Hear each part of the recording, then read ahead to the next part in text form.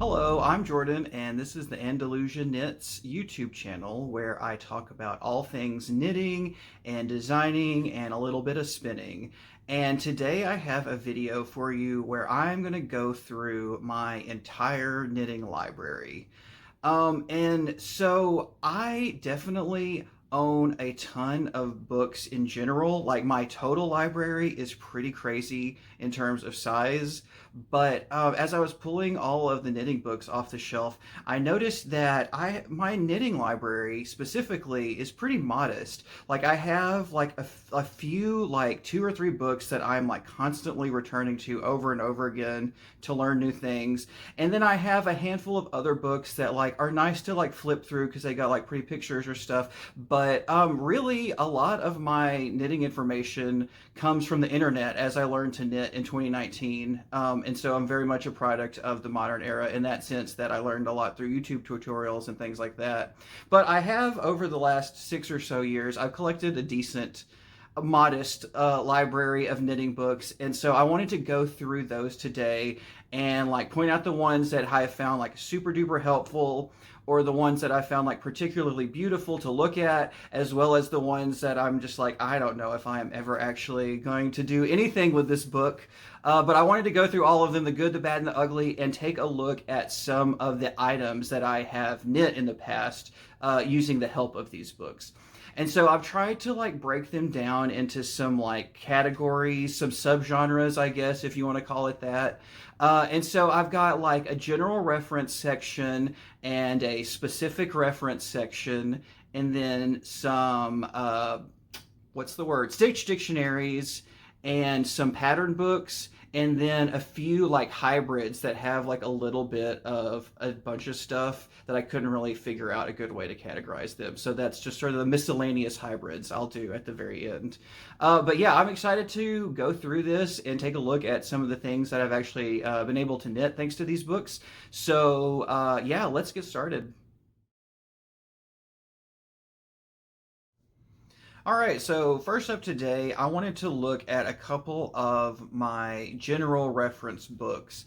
And so these are books that basically have like a little bit of everything, like in terms of the knitting world, like in what you can do, the different techniques and things you can do. And so the first one I have is this older copy of Vogue Knitting, and let me look exactly when the copyright is. I think this is like maybe from the 80s or so. This is definitely not the most recent edition. Okay, so 1989. And I believe they continue to like release new editions of this periodically from time to time. But for the most part, like if you can find like a cheap one, I believe this one I got this at the thrift store, if I'm not mistaken. And if you can find like an old version, like it's gonna have most everything that the new ones are going to have. There's probably going to be some like new techniques or whatever, but in terms of like if you're looking for a book that just has like a lot of good general information about knitting techniques, like any pretty much any edition of the Vogue Knitting book is going to be good.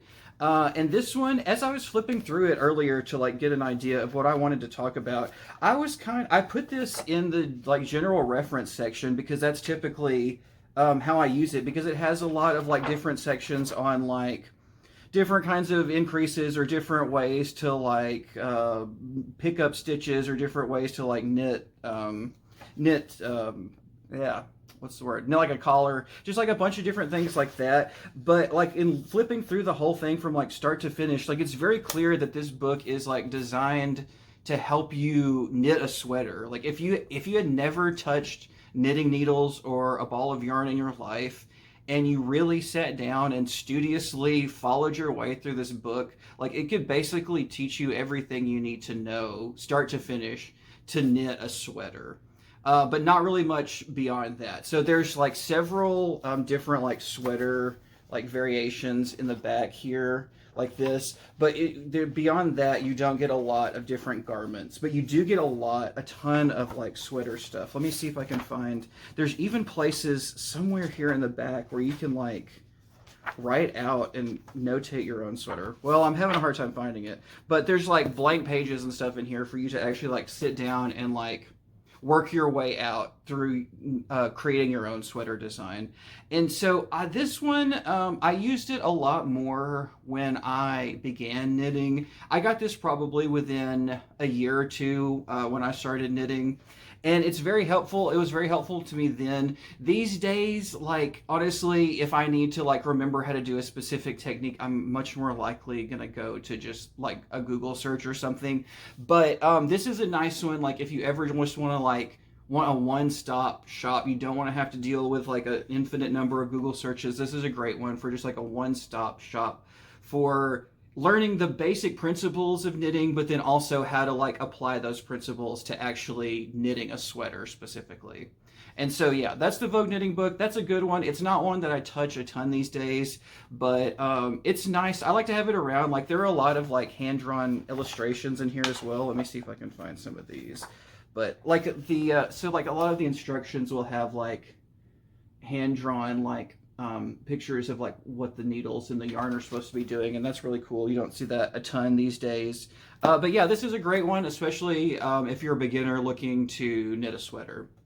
And then my other general reference book is probably one that a lot of people have and a lot of people dread, myself included, and that is The Principles of Knitting by June Himmons Hyatt. And this thing has literally pretty much every technique you could ever want in here, but it is so hard to navigate because she honestly, rightfully, like I understand why she does it. One of the big complaints about this book is that she doesn't use a lot of the terminology and names for different techniques that are popular on like online knitting communities these days. And as a lot of us are coming from those online knitting communities, that can be very annoying. And I understand why she does it because a lot of times those names are not particularly like useful to understanding what the technique does or the result that it produces, whereas she leans in really heavily to more like pragmatic names, like names that are based on like how the technique is performed or the finished result that the technique provides. And so, like, if you want to look up like how to do German short rows, this is not the book for you. You're not gonna. I doubt that you will even find the term German short rows in this book anywhere at all. But if you want to go and look at every single short row technique that has pretty much ever been invented, this is absolutely the book for you. This is a great one that as I improve as a knitter, as I get more experience as a knitter, I return to this one more and more because of just the ridiculous number of options that you're going to get in this book. So like I said, it can be difficult if you're looking for instructions about like a specific decrease technique, but if you just want to look and like peruse all of the decrease techniques and which one might suit a particular project that you're working on, this is a fantastic book. This is a great book for like flipping through your options and seeing what's out there and seeing what's possible.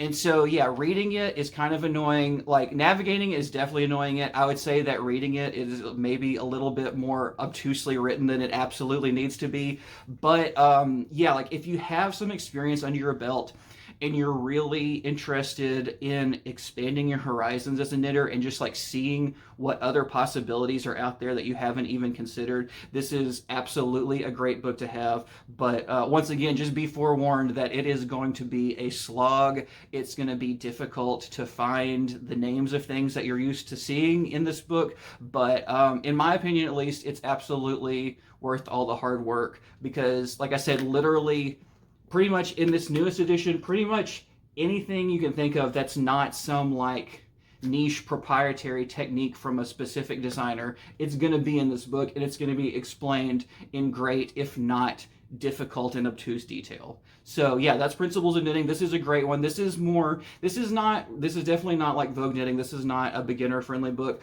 but if you have some knitting experience under your belt and you just want to like learn more about what techniques are out there, this is absolutely a great one to use as well.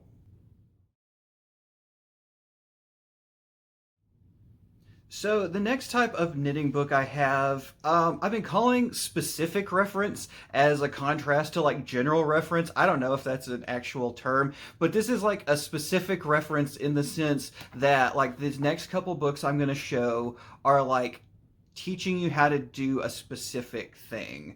And for both of those books, that specific thing is how to knit a sweater. And so the first one I have here is Knitting from the Top by Barbara Walker. And this is a must buy book.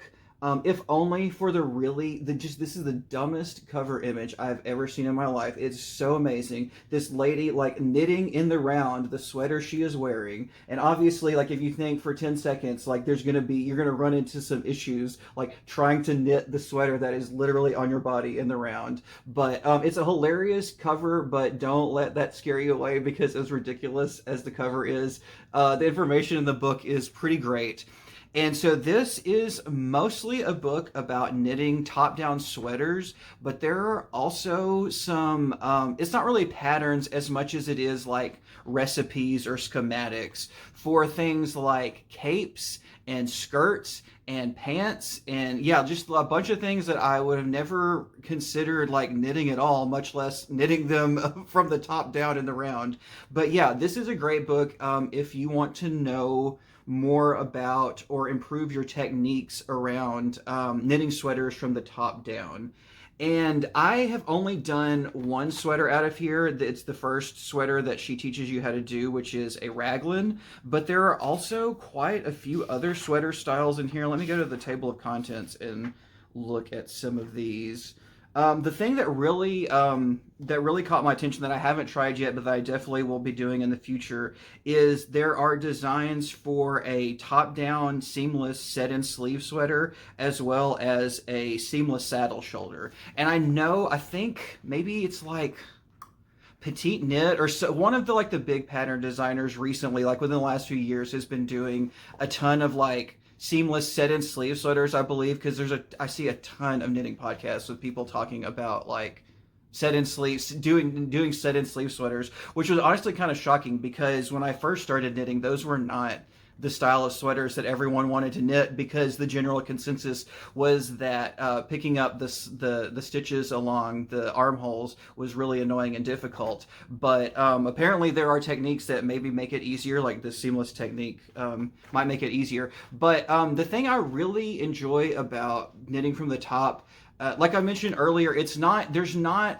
a pattern book by any means. It's not going to say if you want a sweater with a 40-inch circumference on the chest, cast on X number of stitches or like that. It's going to tell you, take your chest circumference and then figure out your gauge and cast on the appropriate number of stitches. So it's not going to give you like specific instructions, but it's going to guide you step by step through the process. And the thing that I like the most, I definitely want to pull this up and show. You have these like sections where it says like continue and pause. And these are really handy, specifically the pauses, because when you get to the pause sections, she's going to ask you a question that needs to be addressed before you continue on knitting the rest of the sweater. Like you're going to run into an issue that you got to address. And that is really nice because not all of these like recipe books do that in that specific way. While they're useful, they don't necessarily say, hey, before you go any further, you need to figure this problem out. A lot of them, you will just get to a point and realize, oh crap, I should have figured something out, 10 rows back before I kept knitting. But I really like that in this book, she has like very clearly has these sections that say, hey, stop and think about this before you move on. You're about to encounter something that you're going to have to make a decision on.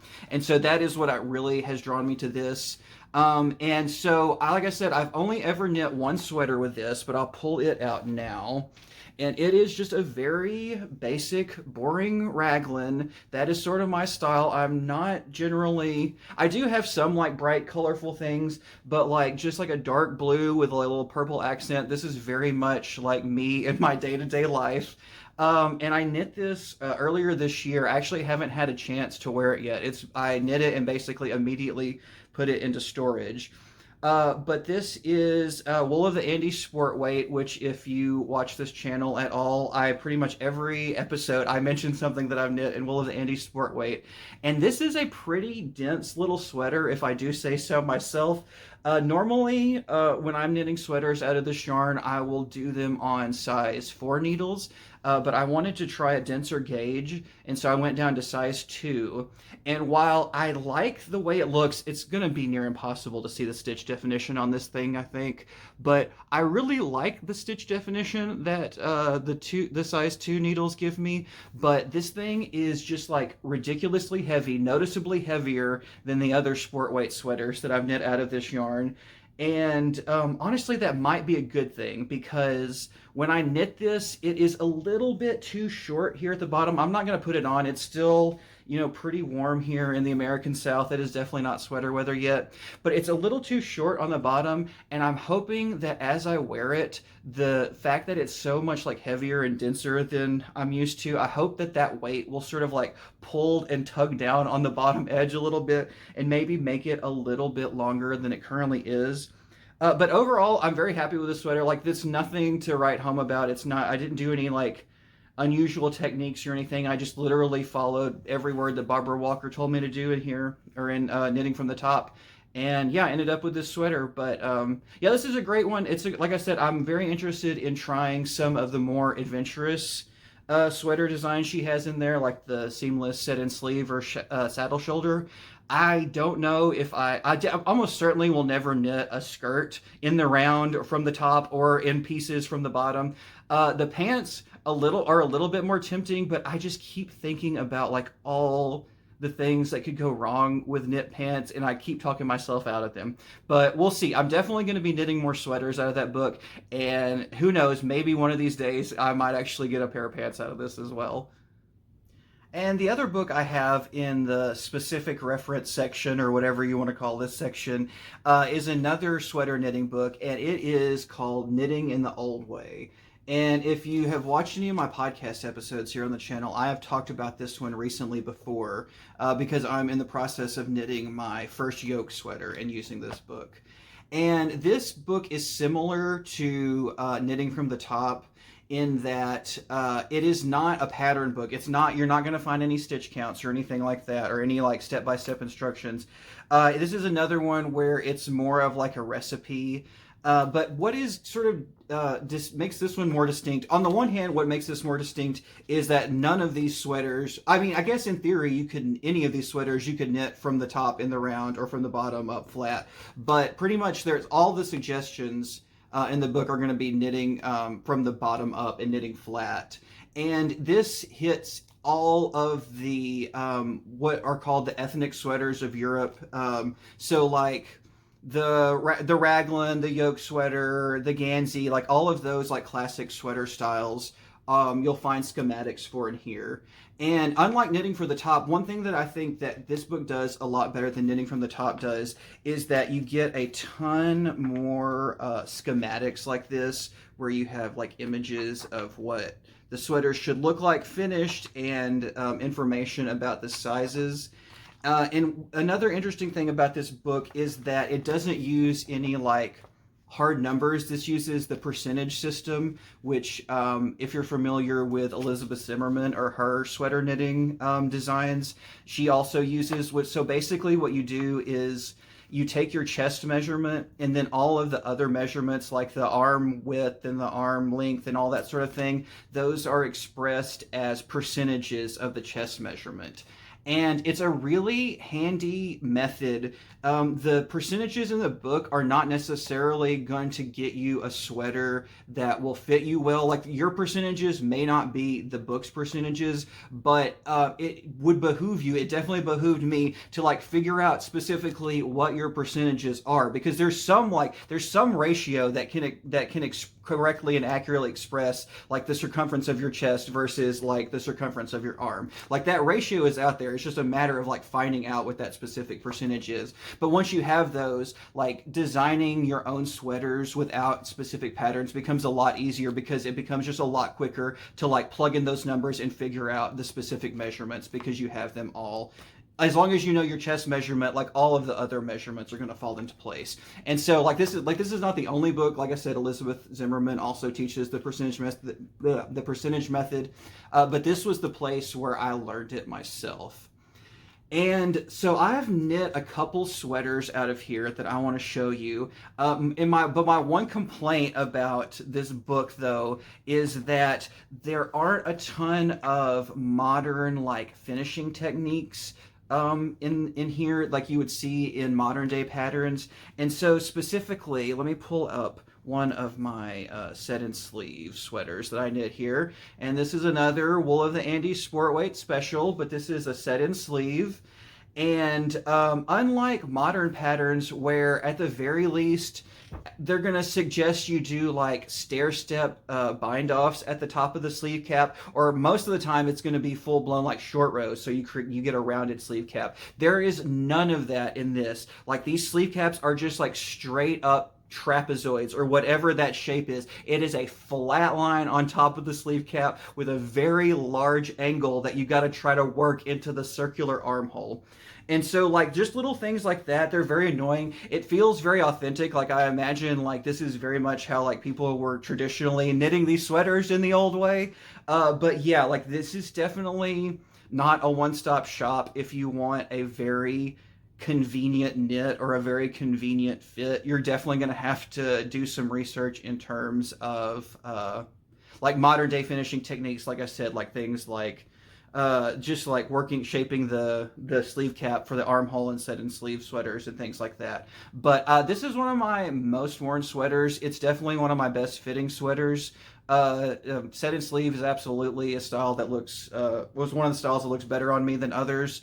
And I actually, a few months, probably 6 months after I knit this, which came in, we'll say like 2023, maybe 2022, sometime around then. And then 6 months later, like I wanted to knit another one, but tragedy struck. And like looking at it, it may not look like very tragic. It's very similar. It's the same set and sleeve design, same book and everything. But I forgot when I knit the first one, my first attempt, the all my when I was like going through and like writing the pattern myself, like getting my specific numbers ready myself, my first attempt on the first sweater was too big. And when it came time to knit this one, I was like, okay, well, I'm going to do like different like color designs or whatever, but I'm going to keep the same set and sleeve. I'm just going to use the exact same numbers as last time. And I completely forgot that the first set of numbers was incorrect, and I completely just did not see the correct second set of numbers. So I knit this one too big, and it doesn't get worn as much as the first one because of it. It's another one of these, like it's very comfy to wear around the house, but it is just a little too big and a little too sloppy looking for me to want to wear this a ton unless I've got like a jacket or something else covering it up. But yeah, these are my knitting in the old way sweaters. I've done two set in sleeves from the book, and like I said, currently in the process of doing a yoke sweater from there. I don't know, like beyond that, like I get at this point once I've completed the yoke sweater, like I've hit all the major sweater types that are represented in the book, I think, except for like the more like basic versions. They go back like to the point where like they show schematics for like just like knitting a tube for the body with like two tubes attached for sleeves. And I don't think I'm ever going to go back and knit. I think that's called like they call it like a blouse or something in here. And I probably am not going to be moving back that far into history and knitting that sort of a basic of a sweater. But yeah, this is definitely anytime like I knit one of the very traditional styles of sweater from Europe. This is the first book that I referenced because it has a lot of good schematic info. And before I forget, I also wanted to say, like, in addition to the schematics, it has a lot of like good. It doesn't have a ton, like all of the same like finishing techniques and stuff in here, but it has a lot of like specific suggestions for like some shaping or like different ways of doing like steeks and things like that. So it has a lot of like auxiliary information as well in here that like is maybe not necessarily essential to knitting a sweater, but can help make knitting a sweater like easier and look a little bit nicer. But yeah, so that's Knitting in the Old Way by Priscilla Gibson Roberts. And this is another one. I don't think it's in print anymore, but I'd absolutely grab a copy if you're like me and enjoy like designing your own patterns without having like step-by-step instructions for how to do the sweaters.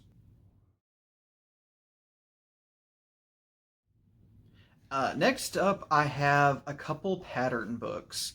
And this is definitely one of the smaller sections of my knitting library, and I have never actually knit any of the patterns out of either one of these books.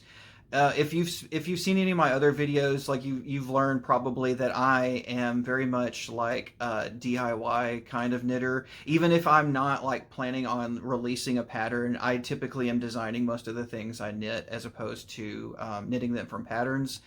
But I have a couple books, and this first one, I honestly, it has a fatal flaw that makes me question whether I will ever actually knit anything out of it. But the premise is just too cute that I don't know if I could ever get rid of it. And that is the book, What Would Madame Defarge Knit? And this is a collection of knitting patterns that are inspired by classic literature. And so the name itself, Madame Defarge, is the villain from Charles Dickens' A Tale of Two Cities. She is a member of the French Revolution, and she is just like sitting by, just casually knitting while people are getting their heads chopped off. And so, yeah, this is a fantastic name for a book. And like I said, I love the premise of like patterns inspired by classic literature. But the only problem with this book is that there is not a single photograph of any pattern in this book. The best you get are these, albeit, granted, very cool, like hand drawings of like the different patterns, but that is not enough for me to commit to like knitting a pattern. That's just crazy to me. And I'm sure like if I go on like Ravelry, I'm sure I could find some like images of people who have actually knit these up. But it just feels so risky to me, like just placing all my hopes on like a line drawing. And that being said, there are a couple that I absolutely would love to try, and one of them is the Frankenhood from Frankenstein, where you get like these little bolts on the side of the hood and stuff. Like, I don't know if that's like tassels or what's going on up there for the hair, but that would be so cute to knit. That one specifically. And then also there is a pair of socks inspired by the Call of Cthulhu. And I think that is like this drawing is true to life in that there are like these sort of like three-dimensional tentacles that you're knitting on the surface of the socks, I believe. But like I said, like it would be so nice to like have some confirmation with some real life photos of these knitting patterns. And let me look at when this was released. I don't think that there's any excuse for not having photos in here. Yeah, okay, this came out in 2011. Like, y'all could have put some pattern photos in here. But, like I said, like, the premise is just so cute, and the line drawings are so good, they're not very, useful to someone who wants to, like, gain information about what pattern they want to knit. But, yeah, I love looking through this one, like, and, like, looking at, like, the different inspirations and the different books that these patterns have come from. But, at this point, I don't know if I'm actually ever going to knit something out of this. And that's okay because I love the premise. Just a very cute book. And the other knitting pattern book I have, this one, it's not so much that I don't want to knit things out of it. It's that at this point, I don't know that I'm capable of knitting things out of it. And that is a collection of Herbert Niebling lace tablecloth and doily designs. And so for those of you who don't know, for those of you who aren't obsessed with lace knitting like I am, Herbert Niebling was a designer in the early 20th century, I believe. I believe he was a German designer, and he came up with just some of the most like beautiful but completely demented like lace knitting things you've ever seen in your life.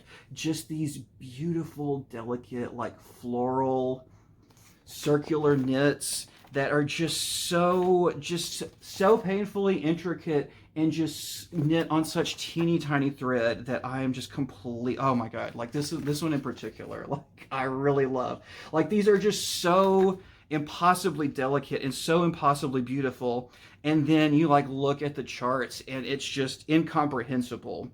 And I think part of that has to do with the fact that Niebling was creating his designs in the era before like our modern ideas of charts.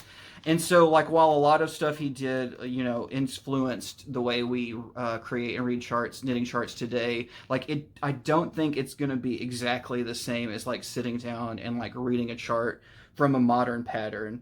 Specifically because like he doesn't seem to be a fan. He doesn't seem to be a fan of like the no stitch gray square. Like these are all just like shaped the way the sections are shaped.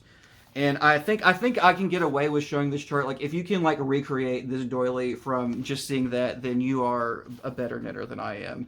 But yeah, so this is one that like I would absolutely love to knit something out of here, but At this point, I'm just too intimidated. I haven't ever gotten around to biting the bullet and trying it out. I know, if I'm not mistaken, there are like different sizes in here. Like some are like more like little doilies that would like fit like on an end table, whereas some are like full blown tablecloths. And so yeah, there are probably some smaller projects I could start with in here, but like all the things that really catch my eye are just these giant like elaborate like flower inspired tablecloths that I don't honestly know if I have the skills to knit at this point.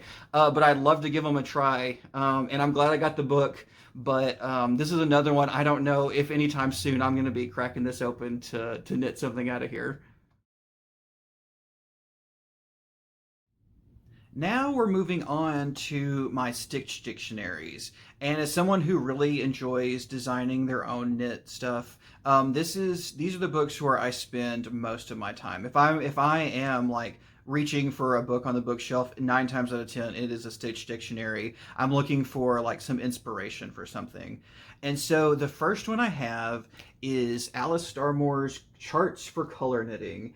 And if you like doing stranded color work or really any other kind of color work, this is absolutely the book for you. It is just from start to finish, basically, just a complete like catalog of all of these crazy designs from all over the world. Some that I believe she has collected from different knitting traditions, and then others that she has created herself. Specifically, I love the final section. Like, so most of these are broken up into like the different regions that they come from.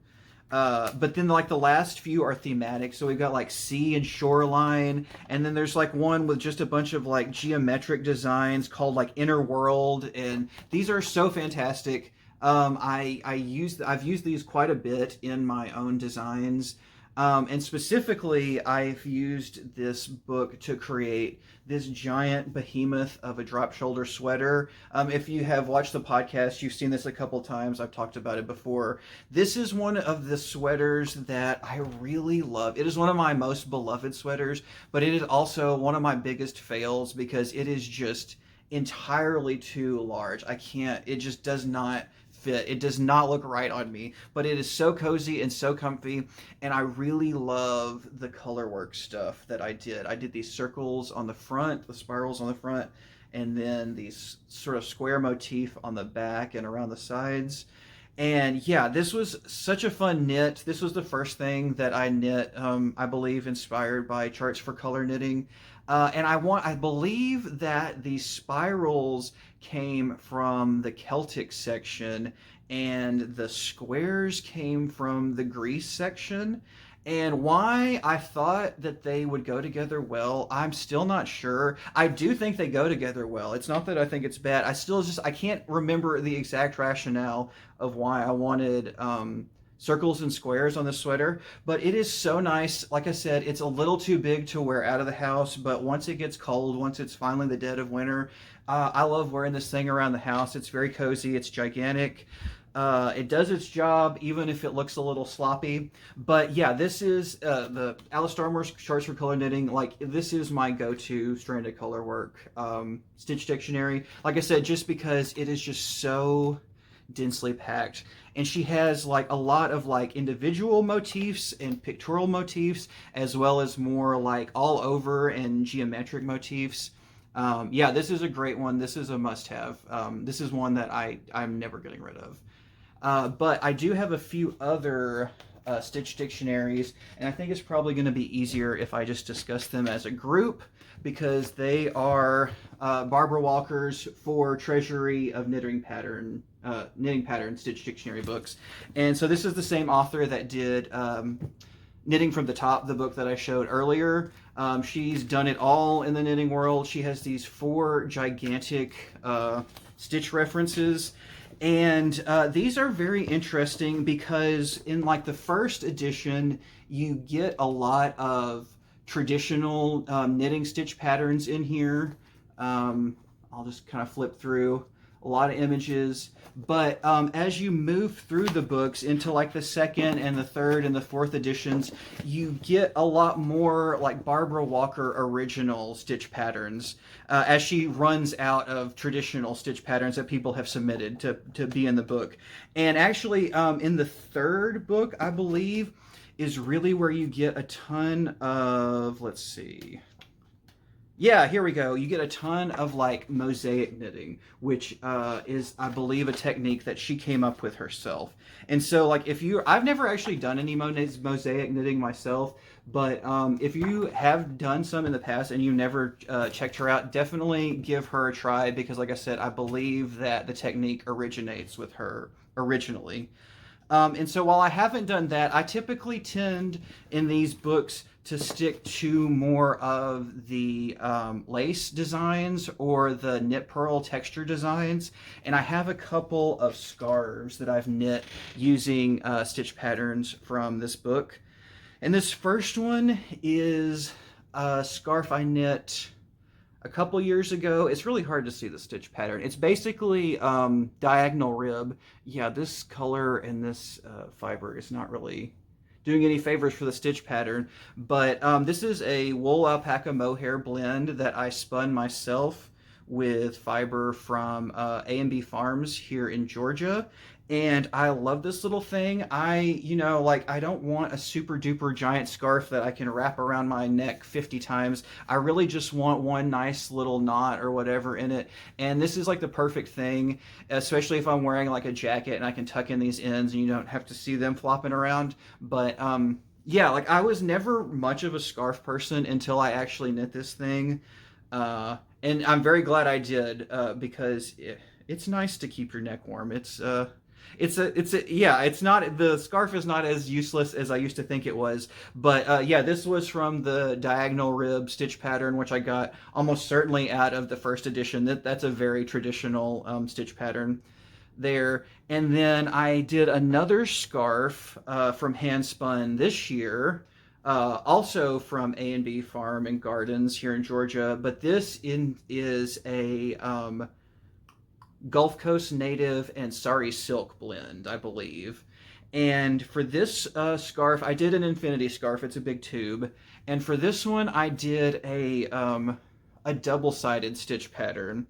And so I don't know if I can remember which is which now, but one side, I think this is one side is called sand stitch, and then the other side is called dot stitch. And really, honestly, like this, the color changes are making it nearly impossible to like see the specific stitches. But yeah, so basically, one side is called one thing, and one side is called the other thing. And every so often, I would just like flip what was the right side and what was the wrong side, so you get a little bit of the different textures from both of the stitch patterns. But yeah, so these are my Barbara Walker Treasury scarves. Haven't gotten a chance to wear this one yet. It was definitely too warm in the year by the time I was finished with it. And I'm going to be curious to see, because I think I look a little goofy and a little douchey with a circular scarf on right now, just with a t-shirt on. But hopefully when it gets a little bit cooler and it is actually appropriate, to wear a scarf. Hopefully, I won't feel that way. I don't know. I never really had that thought until just now. Like looking at myself on camera, I was like, I don't know if I like the way I look in this thing. But well, I still got like a month or so before I have to worry about whether I like this scarf or not. So that's plenty of time. But yeah, Barbara Walker. These are all great. If I had one complaint, it is with the first two books, and that is the first two books are written instructions only, and then in the third and fourth volumes, you finally get charted patterns.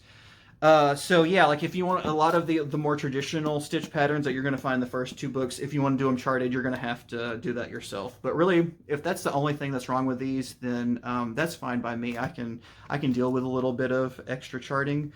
But yeah, these are great. I'm constantly referencing them, looking for new, interesting stitch patterns to use.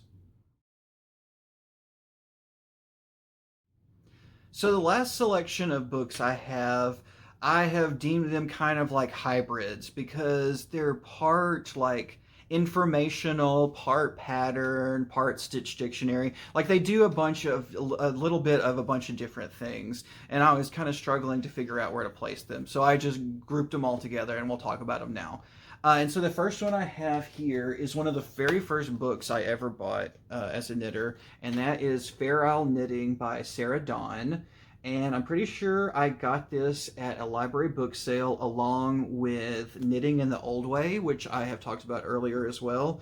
And this one I have never actually used it once to inspire my knitting, but I just love like looking through these pictures. This was released, I'm gonna guess, in the 70s, almost certainly in the 70s.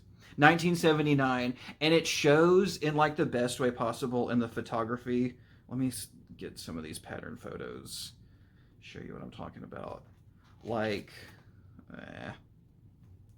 oh my gosh, like this is this could not be anything but like something, a product of the 1970s. It's so amazing. But this was, yeah, my first like experience like seeing a lot of like really complex, intricate color work. And so this book has always been very visually appealing to me, but I've never really had a lot of opportunity to use it.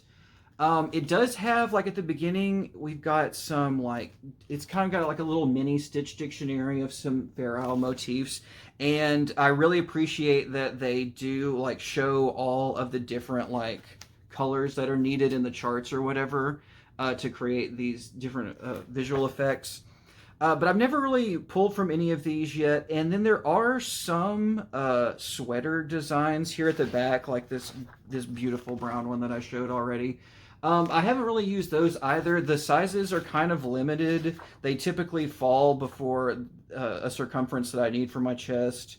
But that being said, I would really like to go through and look through the patterns just to see if there's like any like just like random spare like tips or tricks that they're throwing in there that I've never seen before. I've never really like gone through to see exactly like how they're constructing these. They look to be pretty traditionally constructed, but I would like to at least go through and see if I could find some maybe like little tips or tricks hiding that I've never heard before or never tried out myself. But yeah, this is a beautiful book. It's so 1970s. If that's your style, you'll absolutely love this book. It's a great one. And then the next one I have that's sort of in the similar vein, this is the Ohio Knitting Mills knitting book. And this was an impulse purchase that I bought because of Roxanne Richardson, which seems like a very, if you're familiar with her or her YouTube channel, like the idea of her like spurring on an impulse purchase is kind of odd. But she talked about this book on one of her Casual Friday episodes. It's been several years ago at this point, and I knew immediately that I wanted this book because the sweaters in this thing are just so unique and so beautifully designed.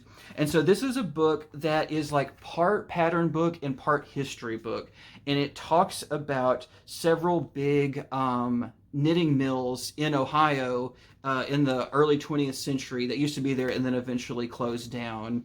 But they produced some just absolutely beautiful, super duper vibrant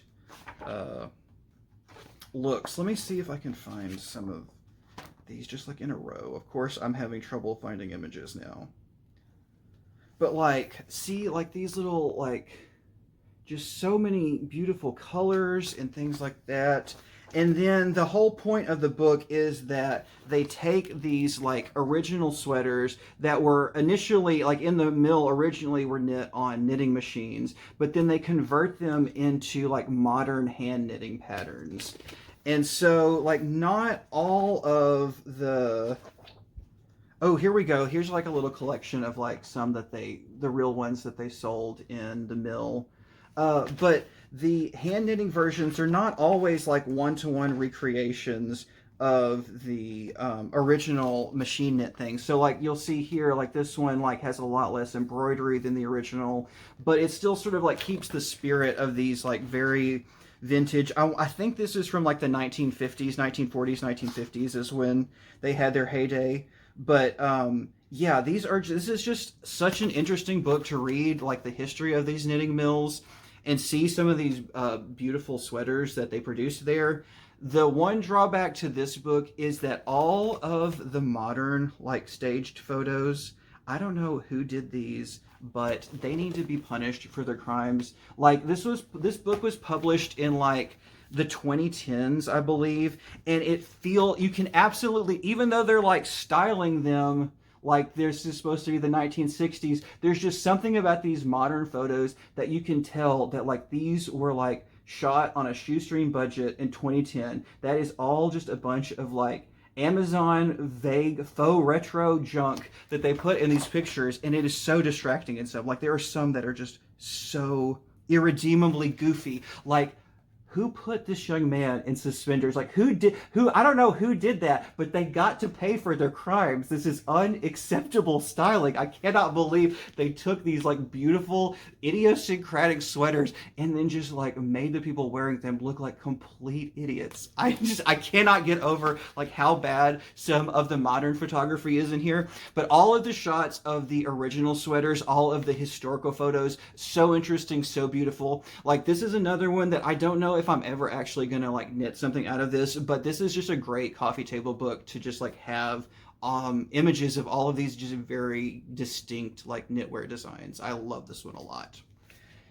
Let's see. Okay, so the last two I have in this hybrid section, they are kind of a set, not really, but they're both by the same person, and they sort of like do the same thing. And that is Alice Starmore's book of Fair Isle knitting and her book of Erin knitting. And both of these, like the Ohio Knitting Mills book, there are some just amazing, beautiful shots of some Fair Isle stuff in here, as well as some great like historical shots of some of the earliest Fair Isle stuff that we have still available to us. And this one starts out, it's like all history, and then after she gets through the bunch of the historical stuff, then it sort of turns more into like how to design your own Fair Isle motifs and how to incorporate those into sweaters and other knitwear and stuff like that. And so I have really hit the history section of this one hard and heavy. I haven't really touched a lot of the actual like practical knitting, but this is a very interesting book in that she is attempting to explain a phenomenon with the earliest surviving Fair Isle items we have. And so the issue is that the earliest surviving Fair Isle knit things that we have from the Fair Isle are from like the mid 1800s, or maybe a few decades beyond that, but sometime in like the mid to late 1800s, and they are very beautifully knit. They're very well done.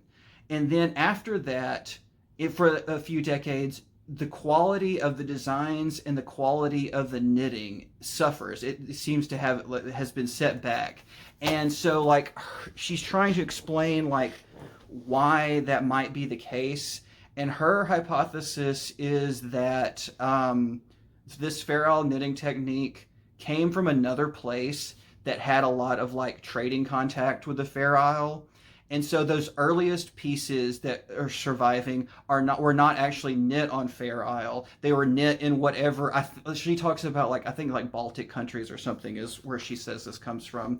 But like those are from the original country where the technique developed, and then they were brought over to the Fair Isle, which had its own like tradition of knitting, and so they weren't complete like knitting novices, but they were working with this new Fair Isle technique. And so the reason that those earliest samples are really good and really high quality is because they were knit by experts in the country that originally developed the technique. And then the next samples we have that are surviving were knit by people on the Fair Isle as they were learning to master the technique itself. Because then after a few decades, like that dip in quality goes away and it becomes very high quality once again. And so she explains that by saying like, because this was like introduced from another place, and so those original pieces are from that place, and these new pieces were like originals from the Fair Isle. And it took them a while to like get good at doing this. And which sounds perfectly reasonable. Like it has a very like elegant internal logic to it. I don't know if that's true at all. Like I haven't really referenced any other theories as to like why that is the case, but it sounds right. I don't know if it's correct. It's like I said, I have a little bit of background and interest in like Bible scholarship. That's it's kind of weird, but when you're dealing with like historical stuff where you just like don't have the information you need, it's not like science where you can like create an experiment to get the information you need to get the data you need. When it's like history, you don't necessarily have everything you need to like say something with confidence, and so the best you can do is like take the information you do have and come up with like the most like clever, like internally consistent theory you can, because you just can't, there's just like so many like missing elements that like it's not Alice Starmore's fault that we don't have more like samples of early feral knitting and stuff like that. And so I don't know if it's a matter of like she's just doing the best, or she absolutely is doing the best she can with the information she has, but whether or not the information she has is like complete and accurate remains to be seen. And so those sorts of theories, like I love a good elegant theory, but I'm also very skeptical that it's actually like reflecting reality. But we'll see. Anyways, and then she has another one that's basically the same thing, but with Aran knitting. Except this one is a little bit crazy. Like she goes scorched earth in the introduction, because her theory about the origins of Aran knitting is that it originated with a single knitter who like taught other people and it quickly spread. And she has an axe to grind about knitting techniques like that, because she has one of her own. She developed, I believe in like the 80s or the 90s, like this idea of like Celtic knitting, which is like I don't think there is like a Celtic knitting tradition, but she like did like knitting techniques that were inspired by like Celtic artwork or something like that. And these days, like apparently no one really like thinks of her as like the originator of this Celtic knitting style. It gets billed as like this ancient classic Celtic style, even though it's not. And so she's really touchy about Aran knitting as well, because because she thinks that's what happened with that as well, is that like an individual invented it, but eventually that individual creator was forgotten and it became like this sort of like mythical, like traditional knitting technique, which it's not. And so she's a little touchy about it because she's got a personal experience with like being the inventor of a knitting technique and then having it now attributed to like tradition and not her. So I get why she's mad, but like I cannot believe her editor let that diatribe through in the introduction. It's kind of crazy. But this is another one. Like the Feral book, it's got a lot of interesting history stuff, and then it moves on from the history into like designing your own like cables and incorporating those cables and stuff into sweaters. So yeah, like basically, I'm a huge Alice Starmore fan. She has a lot of like both very interesting books, but also just like very beautifully designed books. These are like, even if you don't like particularly care about feral knitting or Aran knitting or knitting in general, like just like there's just a lot of beautiful photography that is incorporated and artwork that is incorporated into both of these. But I think that is going to be the end of the hybrid sections now. That's all I got. All right, well, I think that is going to do it for the Knitting Library tour. I've hit everything I own at this point. Hopefully, you've seen something that has been interesting to you, maybe a new book that you'd like to check out. But thanks for watching all the way through. If you like this video and if you like knitting videos in general, then go ahead and give this video a like and subscribe to the channel. Every week I release a new video. Every other week I will do like a theme video like this one, talking about a specific aspect of knitting. And then on the alternate weeks I do podcast style episodes where I walk you through what I'm currently working on, new designs that I'm working on, and basically just what's currently going on in my knitting life. But thanks for joining me today, and I will see you next time. Bye!